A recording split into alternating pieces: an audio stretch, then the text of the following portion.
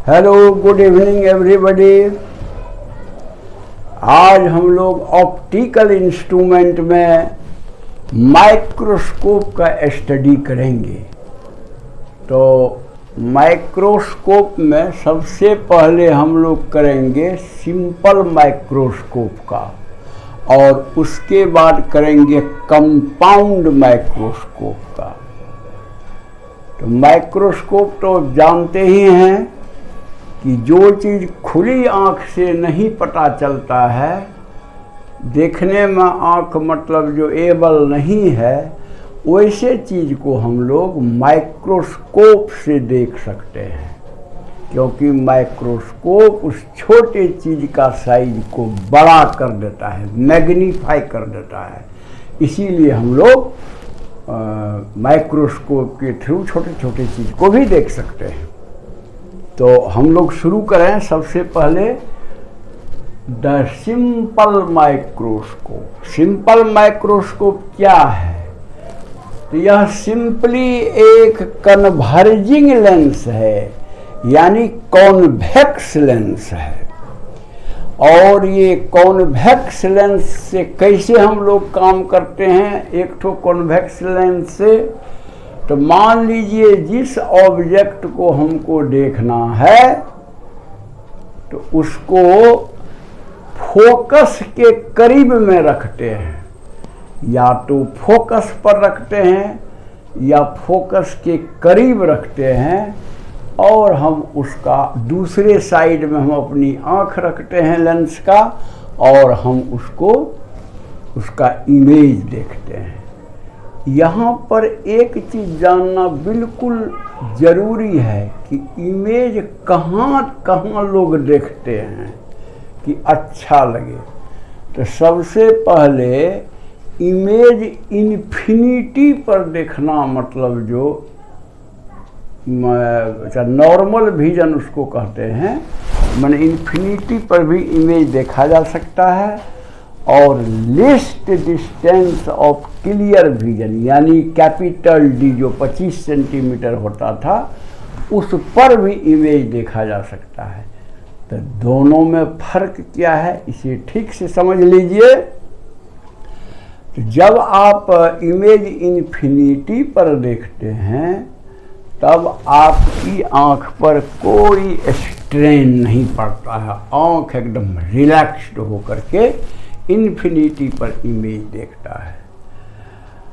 और जब आप डिस्टेंस डी पर इमेज देखते हैं, यानी मान लीजिए स्वस्थ आँख के लिए 25 सेंटीमीटर पर, तो उस समय आँख पर थोड़ा स्ट्रेन आता है, लेकिन इमेज यानी ऑब्जेक्ट जो है वो काफ़ी क्लियर मालूम होता है उसके रिस्पेक्ट में, इन्फिनिटी के रिस्पेक्ट में।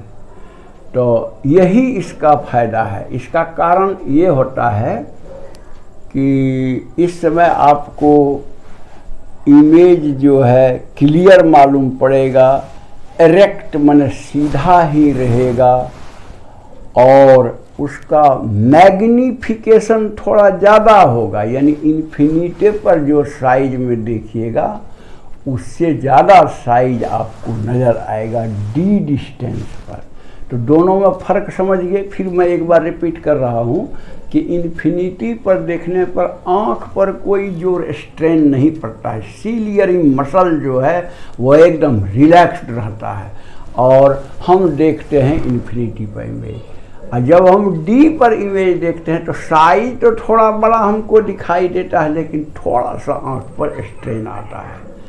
तो यही दो पोजीशन है आमतौर पर देखने के लिए। तो अब देखिए इसका मैग्नीफिकेशन दोनों स्थिति में निकालेंगे। जब हम ऑब्जेक्ट को मान लीजिए डी डिस्टेंस पर देखते हैं, तब क्या होगा मैग्नीफिकेशन, और जब हम इन्फिनिटी पर देखते हैं तब क्या होगा मैग्नीफिकेशन।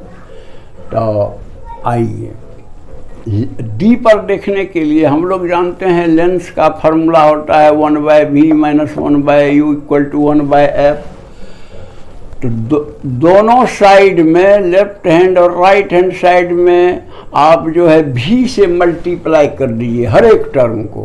तो ये हो गया 1, ये हो गया माइनस वी बाई यू, और ये हो गया वी बाई एफ। इससे v बाई यू निकालिए, v बाई यू ये हो जाएगा v by u equal to 1 minus v by f. अच्छा, तो अब हमको v मतलब क्या, इमेज डिस्टेंस, यानी हम कहाँ देखना चाहते हैं तो d डिस्टेंस पर, यानी v के बदले हम d डालेंगे, और d जो हम डालेंगे तो माइनस साइन के साथ डालेंगे, क्योंकि वो हमारे लेंस का लेफ्ट साइड में पड़ेगा, यानी ऑब्जेक्ट से जो लाइट का डायरेक्शन है उसका अपोजिट पड़ेगा, इसलिए v को माइनस डी हमको डालना पड़ेगा।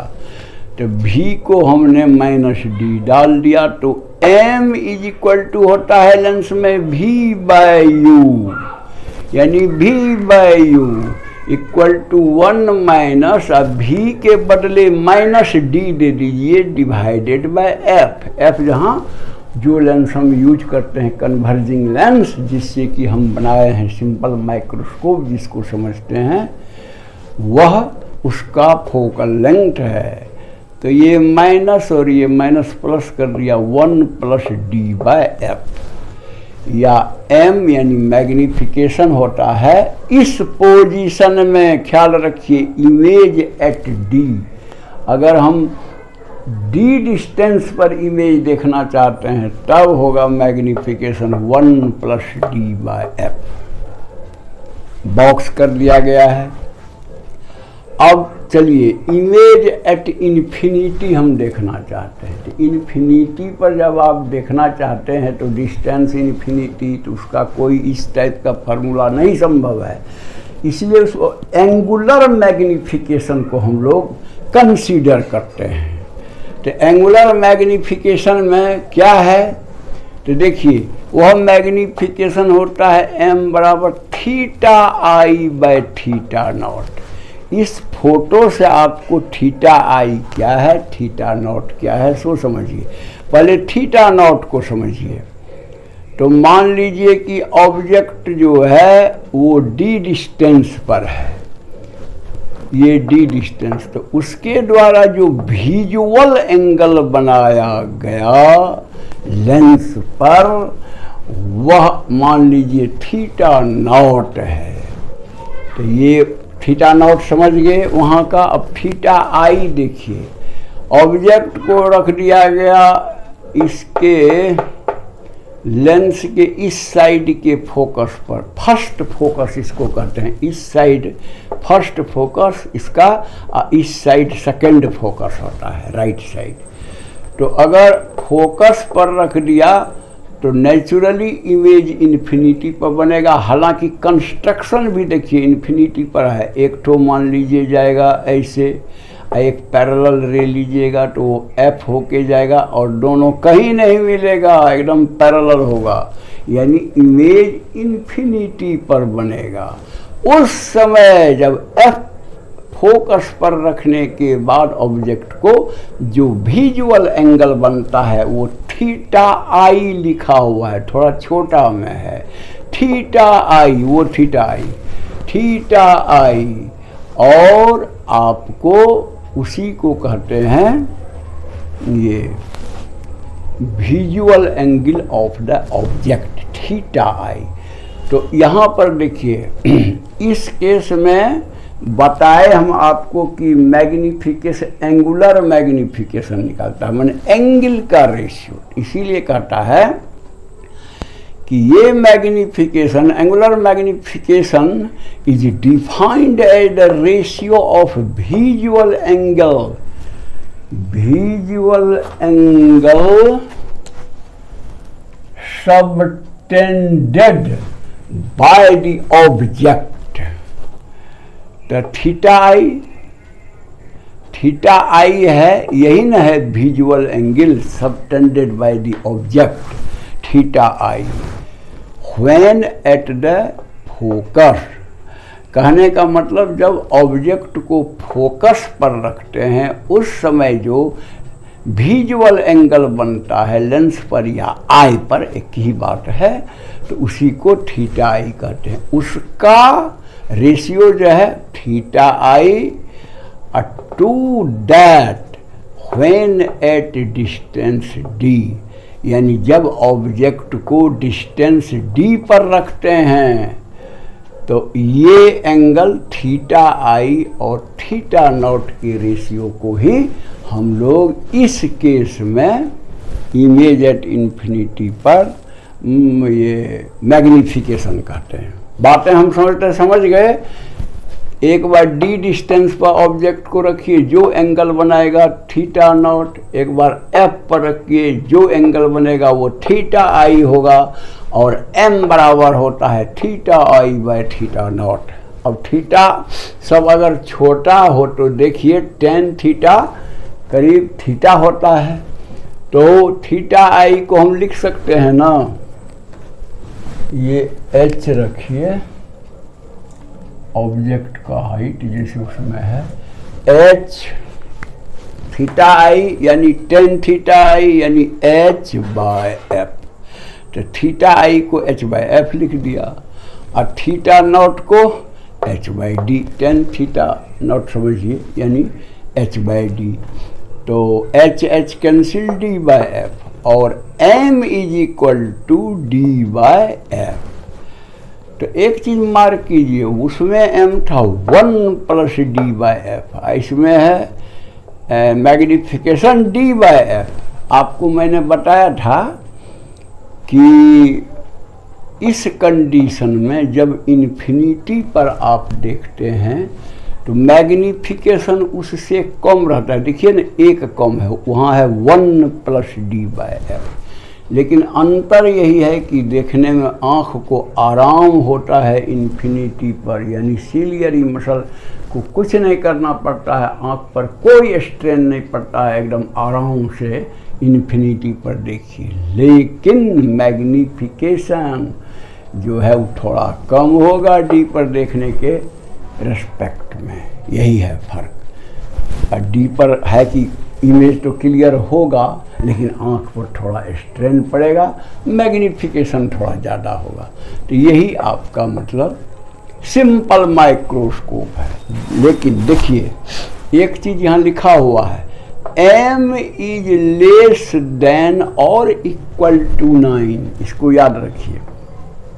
सिंपल माइक्रोस्कोप का जो मैग्निफिकेशन होगा वो 9 से बड़ा मान लीजिए नहीं होता है, उसके नीचे ही रहेगा। लेकिन 9 टाइम्स कोई चीज़ को अगर छोटे चीज़ को बढ़ाइए तो हो सकता है आँख ना फिर देख सके, तो इसलिए उससे प्रॉब्लम सॉल्व होने नहीं जा रहा था। तब हुआ कि भाई अब दूसरा माइक्रोस्कोप डेवलप किया जाए, तो कंपाउंड माइक्रोस्कोप डेवलप किया गया। कंपाउंड माइक्रोस्कोप में मान लीजिए 2 लेंस रहता है, एक बड़ा जो आँख देखने के साइड में रहता है और एक छोटा जो ऑब्जेक्ट के साइड में रहता है, इसलिए इसका नाम है ऑब्जेक्टिव और इसका नाम है आई पीस। याद रखिए, आगे वाला जो ऑब्जेक्ट की ओर रहता है वो ऑब्जेक्टिव लेंस हुआ और ये आई पीस लेंस जो आँख के जिसके थ्रू देखता है। हाँ, और दोनों का साइज में आप देख रहे हैं अंतर, ऑब्जेक्टिव छोटा होता है जबकि आई पीस बड़ा होता है। तो यहाँ तो सिर्फ 2 ही लेंस दिखाया गया है, लेकिन ज़्यादा मैग्निफिकेशन के लिए इसमें भी मैग्निफिकेशन बहुत गुना बढ़ जाएगा, लेकिन ज़्यादा मैग्निफिकेशन के लिए बहुत सारा ऑब्जेक्टिव, बहुत सारा आई पीस वाला लेंस भी रहता है ताकि काफ़ी मैग्नीफाइड इमेज पता चले। तो ये सिंपल माइक्रोस्कोप में ज़्यादा से ज़्यादा 9 हो सकता है मैग्निफिकेशन, और यहाँ जो है मैनीफोल्ड 100 गुना भी हो सकता है मैग्निफिकेशन कंपाउंड माइक्रोस्कोप में। इसमें क्यों ऐसा होता है, तो मान लीजिए ये लेंस कुछ देगा मैग्निफिकेशन, यानी इसका इमेज बनाएगा मैग्नीफाइड यहाँ, और ये लेंस अब इसका मैग्नीफाइड इमेज है, देखिए यहाँ बना दिया H डैश पर। तो पहले फिगर समझिए, ये ऑब्जेक्ट मैंने दिया है, 2 रे लिया, एक ऑप्टिकल सेंटर से, दूसरा पैरेलल है प्रिंसिपल एक्सिस का, वो F होके जाएगा इसका सेकंड फोकस से, जहाँ काटेगा वहाँ इमेज टॉप का बनेगा और नीचे वाला यहाँ, यानी इन्वर्टेड इमेज आपको H डैश बनेगा H का। अब ये H डैश जो है इसके लिए आई पीस के लिए ऑब्जेक्ट का काम करेगा और उसका इमेज H डबल डैश बन, देखिए बड़ा इमेज बन गया। तो एक बात है, जिस तरह उसमें सिंपल माइक्रोस्कोप में था कि हम इमेज देखना कहाँ चाहते हैं, इन्फिनिटी पर देखना चाहते हैं कि डी पर देखना चाहते हैं, तो जब एक बार ऑब्जेक्टिव के द्वारा इमेज बन गया तब सवाल वही उठता है कि आई पीस से हम इमेज कहाँ देखना चाहते हैं, इन्फिनिटी पर या लेस्ट डिस्टेंस ऑफ क्लियर विजन पर। तो दोनों केस का हम लोग डील करेंगे यहाँ भी और उसमें मैग्निफिकेशन निकालेंगे। देखिए, यानी इसका आई पीस जो है सिंपल माइक्रोस्कोप की तरह ही काम करता है, ऐसा समझिए एक लाइन। हाँ, अच्छा अब देखिए, फॉर नॉर्मल विजन, माने इमेज एट इन्फिनिटी को नॉर्मल विजन भी कहते हैं, याद रखिए वो वर्ड को, क्योंकि एग्जाम में वो वर्ड पर मान लीजिए कह दिया कि find out the magnification of compound microscope या simple microscope at for normal vision, तो आप समझिएगा कि इन्फिनिटी के लिए मैग्निफिकेशन मांग रहा है, और दूसरा at least distance of clear vision यानी डी यानी अबाउट 25 cm पर मांग रहा है।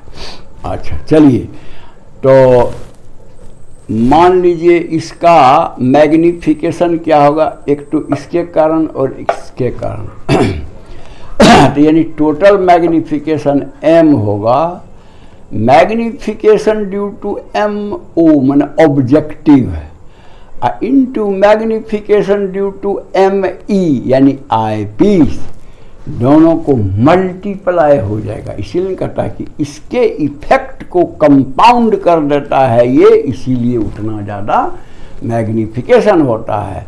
यानी इस पूरे माइक्रोस्कोप का मैग्निफिकेशन होगा ऑब्जेक्टिव का मैग्निफिकेशन इनटू ये आई पीस का मैग्निफिकेशन। अच्छा, तो अब आइए ऑब्जेक्टिव का MO निकालिए, MO। तो देखिए MO जो है ये तो ये और ये इमेज है, ये ऑब्जेक्ट है, ये इमेज है, यानी H डैश बाय H क्या होगा, H डैश बाय H इसके कारण।